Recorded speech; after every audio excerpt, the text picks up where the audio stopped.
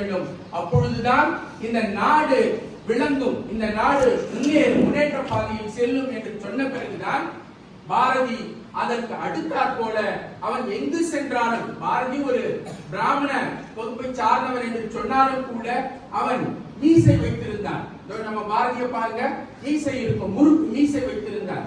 அவன் தன்னுடைய குலத்திற்கு எதிராக இந்த சமூகத்திற்கு எப்பாடுபட்டாவது இந்த சமூகத்தை சீர்திருத்திவிட வேண்டும், அதற்கு நாம் முன் உதாரணமாக இருக்க வேண்டும் என்ற நினைவில் அவன் முதலில் மீசை வைத்துக் கொண்டான்.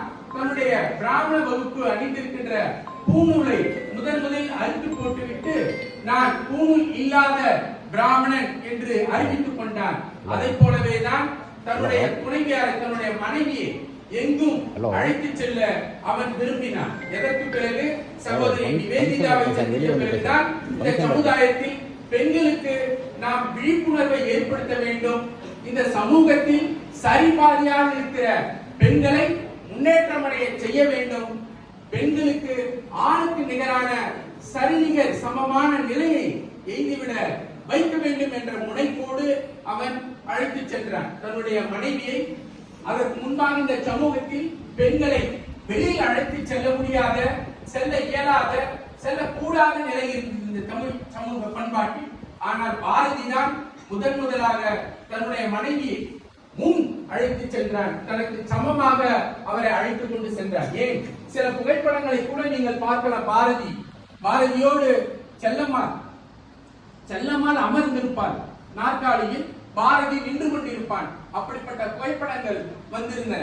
அதற்கு காரணம் பாரதி இந்த சமூகத்தில் பெண்களுக்கு இணையான, ஆண்களுக்கு இணையான நிலையை பெண்கள் எய்துவிட வேண்டும். அதன் காரணமாக இந்த சமூகத்தில் மிக உயர்ந்த நிலையை அடைய வேண்டும் பெண்கள் என்று விரும்பியதன் காரணமாகத்தான் இந்த நிலை.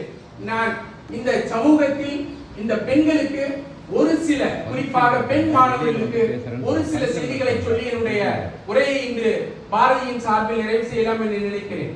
மாணவ செல்வங்கள், ஆண் மாணவர்களும் இருக்கிறார்கள், பெண் மாணவர்களும் இருக்கிறார்கள். ஆனால் இன்றைய சமூகத்தில், இன்றைய காலகட்டத்தில் பாரதி மிக சரியாக சொன்னார். 1900 100 ஆண்டுகளுக்கு முன்பாக, 140 ஆண்டுகளுக்கு முன்பாக பிறந்து 100 ஆண்டுகளுக்கு 39 வயதில் அவன் இறந்து விட்டான். அதற்கு முன்பாக அவனுடைய பாடல்களை எல்லாம் இந்த பெண்களுக்காகவும் சமூகத்திற்காகவும் பாடிவிட்டான். ஆனால் இன்றைக்கும் கூட ஒரு ஆண் ஒரு பெண் ஒரு இல்லத்தில் ஒரு வீட்டில் படிக்கிறார்கள் என்று சொன்னார். நம்ம வீட்டுல நான் என்னுடைய குழந்தைகள் படிக்க ஒரு 10-15 ஆண்டுகளுக்கு முன்பாக சொல்லுகிறேன். என்னுடைய இல்லத்தில் என்னுடைய பையன் கல்லூரியில் படிக்கிறார், என்னுடைய மகள் கல்லூரியில் படித்திருந்தார். இப்பொழுது அவர்கள், என்னுடைய பெண் படித்துவிட்டு, உங்களை போலதான் படித்துவிட்டு இன்றைக்கு பிரான்ஸ் நாட்டிலே பணியாற்றி கொண்டிருக்கிறார் என்னுடைய